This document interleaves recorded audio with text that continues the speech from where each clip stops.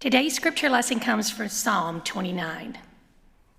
Adore Yahweh, O council of the gods. Adore Yahweh because of God's glory and protection. Adore Yahweh because God's name is glorious. Bow down at Yahweh's majestic appearance.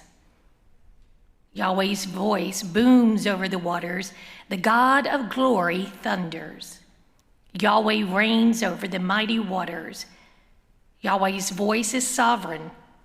Yahweh's voice is full of grandeur. Yahweh's voice snaps the cedars. Yahweh snaps the cedars of Lebanon. God makes Lebanon hop like a newborn calf, and Syrian like a young wild ox. Yahweh's voice flashes forth flames of fire. Yahweh's voice quakes the wilderness. Yahweh quakes the wilderness of Kadesh. Yahweh's voice induces labor in pregnant does. It strips the forest bare. And in God's celestial palace, all reply, glory. Yahweh sits enthroned over the flood. Yahweh sits enthroned as the forever king. May Yahweh protect the people. May Yahweh provide peace for the people. This is the word of God for the people of God. So unless you were a teenager in the 1960s, you may not know that Aretha Franklin did not write Respect. Who wrote it? Otis Redding wrote it. Otis Redding wrote Respect in 1965.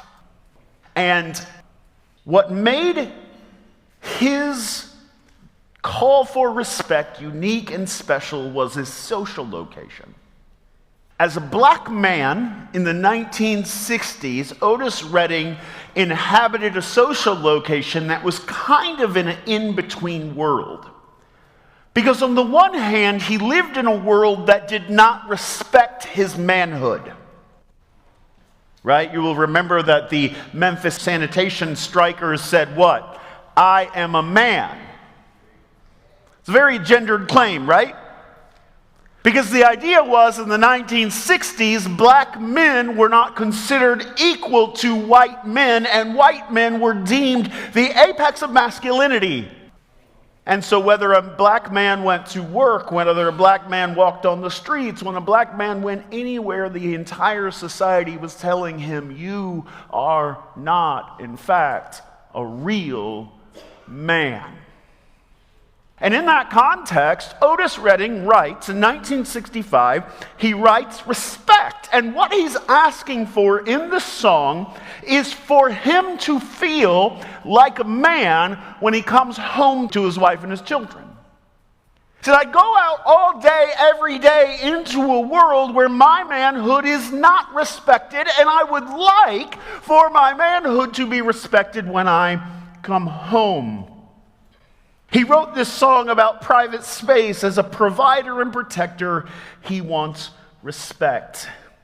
Racial hierarchy emasculated him, but gender hierarchy, that affirmed his masculinity.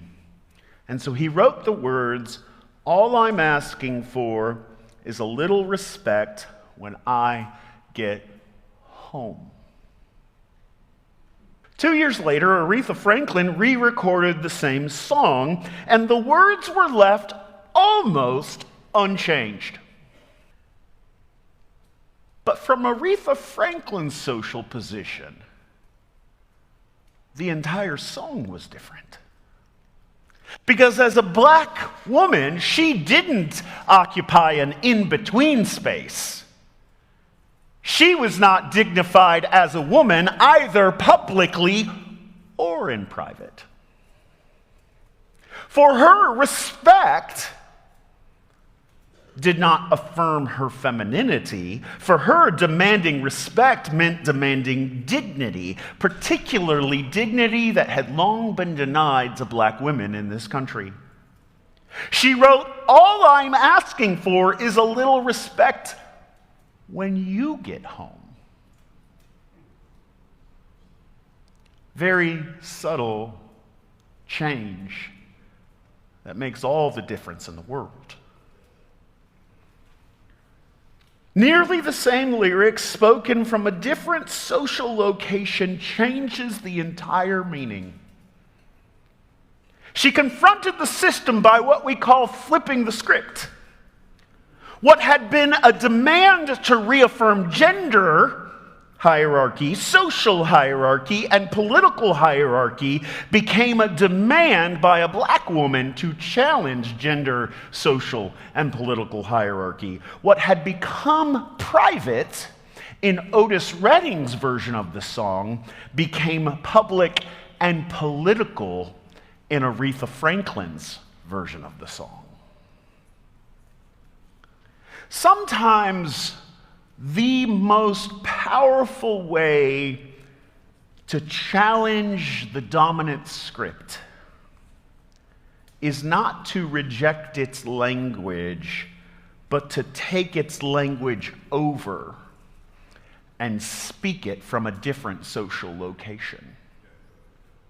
For a black woman to demand respect, the same word, entirely different meaning. Scholars of sociology and culture call this reappropriation. It can happen both directions. It can be taking the words of the powerful and redefining them by the powerless, or it can be taking the words of the powerless in a society and the powerful co-opting those words and reapplying them to a different situation.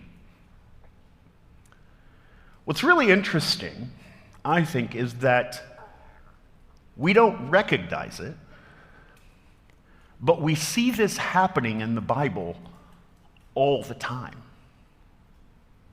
And it's almost universally one direction. The people in the Bible were not people of power. Judaism at the time wasn't even a religion known as Judaism. It was not a global religion, and there was no such thing as Christianity. Jews were this little weird group of people in the backwoods, middle of nowhere, who had no power even in their own region of the world. Psalm 29 is a perfect example of the powerless reappropriating the songs of the powerful. Psalm 29, scholars believe, reappropriates an older Canaanite hymn to Baal. To understand what's happening, you have to see and know that Baal was an ancient Canaanite Mesopotamian storm god. He was worshipped all over Mesopotamia and even as far south as Egypt. It was said in Baal's hymns, songs to him, that he had no rivals, no equals. It was said that his power had no rivalry. He was associated with lightning and thunder and wind and fertility and kingship and all the important things that make the world go round. He was called the rider of the clouds. And his main antagonists, and it's not at all accidental that one of them is a woman. His main antagonists were a female deity named Yam, who was the goddess of the sea, and the death deity Mot, who brought death. And Baal was worshipped for his ability to keep those two forces in check. And it was symbolic top to bottom. Baal was worshipped for his ability to keep her under his thumb.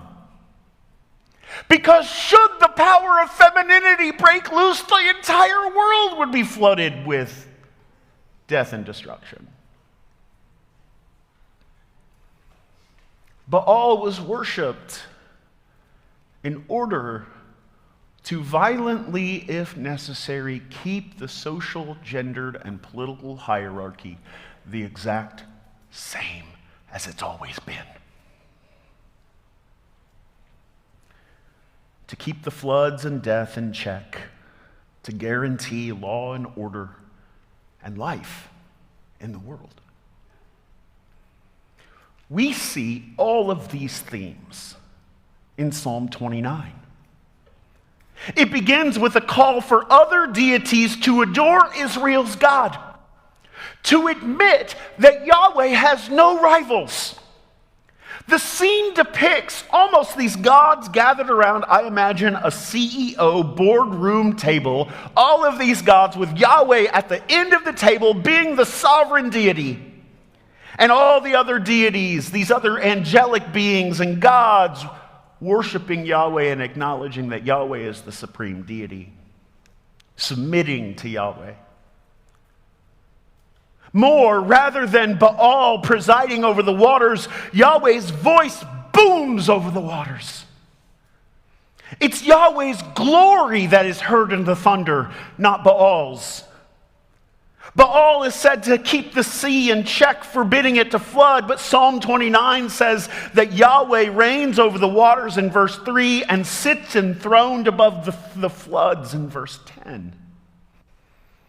Whereas Baal was a Canaanite fertility god, so Yahweh is the one who induces labor in pregnant does and causes newborn calves and oxen to leap in verse 6. Whereas Baal was the king of ancient Mesopotamia, Psalm 29 says, no. Yahweh is enthroned as the forever king. Psalm 29 is a political, social, ecological flipping of the script of the ancient Mesopotamia.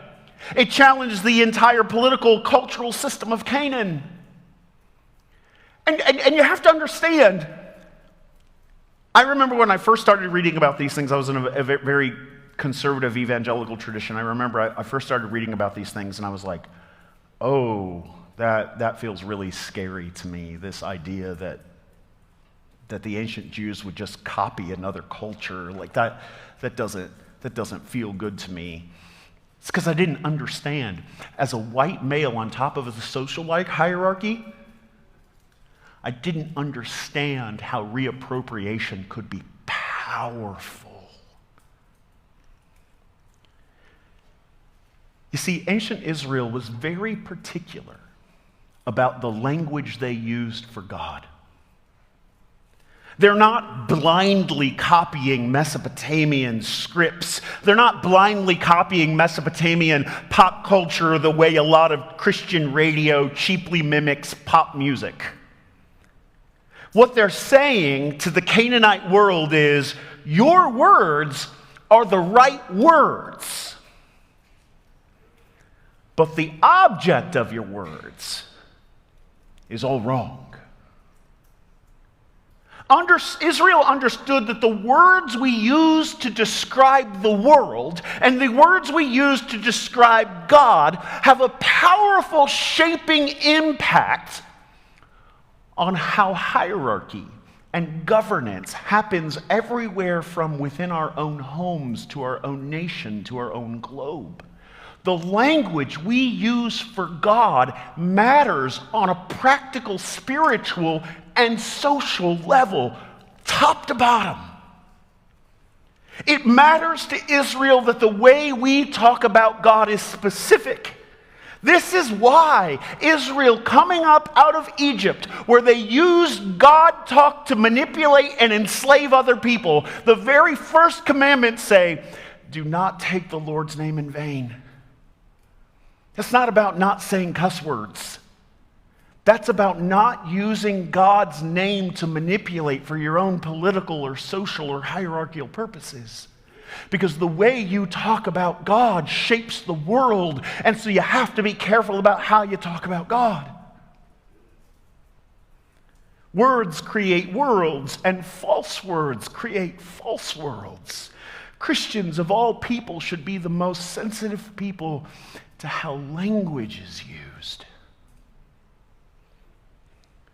And the right words directed at the wrong objects can have devastating, deathly consequences, especially for the vulnerable. Let me say this maybe a little bit differently. I often say that God gets the first verbs. This is my new slogan. You've noticed? You're here every week, you've noticed. My new slogan, God gets the first verbs. By that I mean that the Christian life does not begin with our action. It doesn't begin with our morality. It doesn't begin with our effort.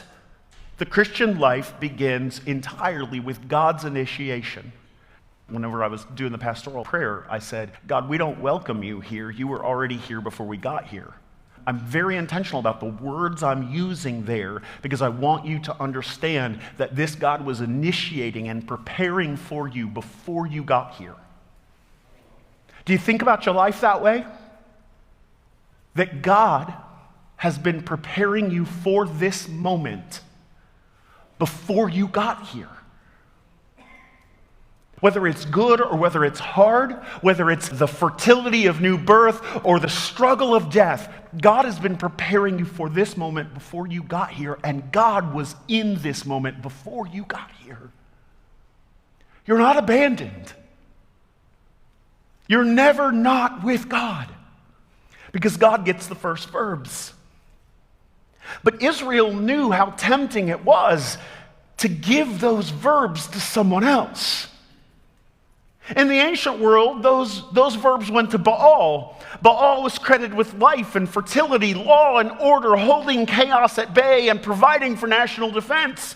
Baal got all the first verbs, and those verbs were always violent ones. Baal's violence maintained order and hierarchy and structure. Baal's violence secured peace. Baal's violence demanded loyalty and respect when he came home. And Psalm 29 takes that hymn and flips the script.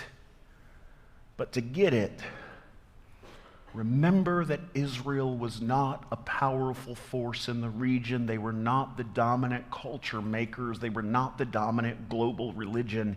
They were a people, a vulnerable people on the edges of a brutal empire, a people who could not demand respect, a people who were nobodies, who worshiped a nobody God, who dares to say Baal does not bring the rain.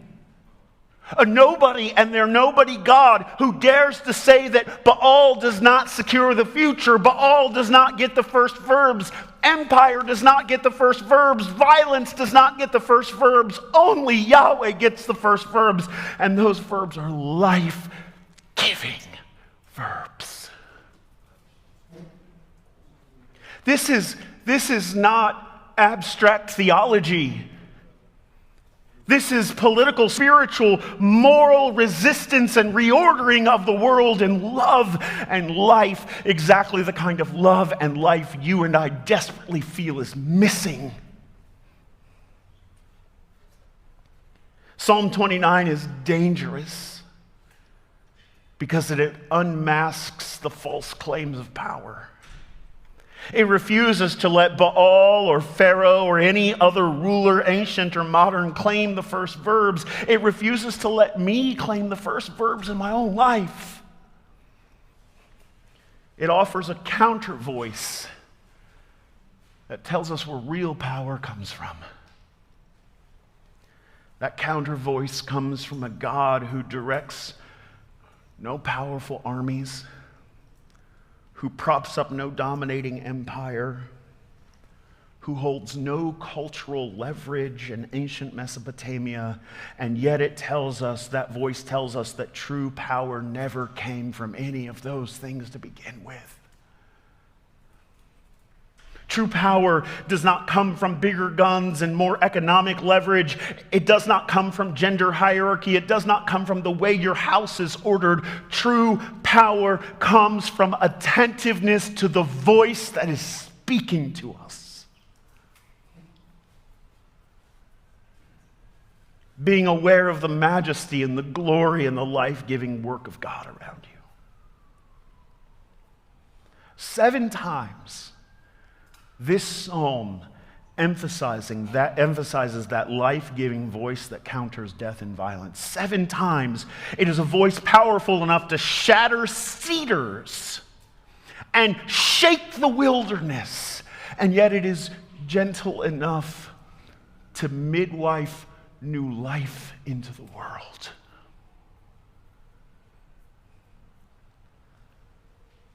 It is powerful enough to hold floodwaters at bay, and yet delighted enough to watch those new does and oxen dance with their wobbly legs.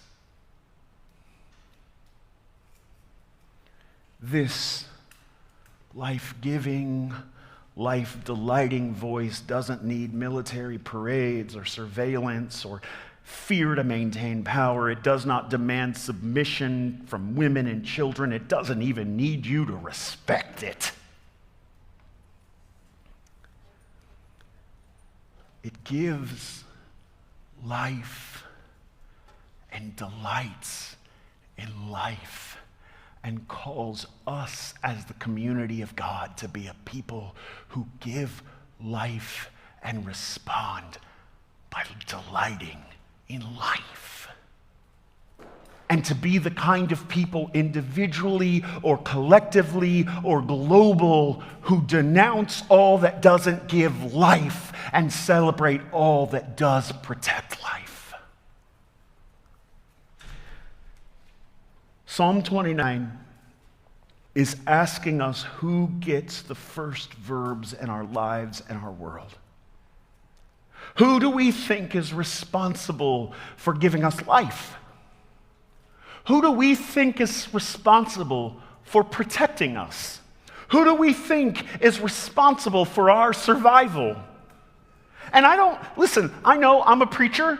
You hear me say that and you're like, cool, great, that's the preacher question, so I'm going to give you a Sunday school answer. I don't want you to give me a Sunday school answer. I want you to answer this question in the depth of your being, to sit with the question, where do you think the power of life comes from? Who do you trust to give life? Who do you trust to restrain the chaos? Who do you trust to secure the future? Who do you trust to define what peace really is? This is both profoundly individual and spiritual and profoundly political. And Israel, frankly, would not have differentiated between the two. The storm of life is always going to be there. The real question is who we think gets the first verb when that storm shows up. Canaan said the first verbs belonged to Baal and his violence and coercion and control. But the risk, and I use that language intentionally,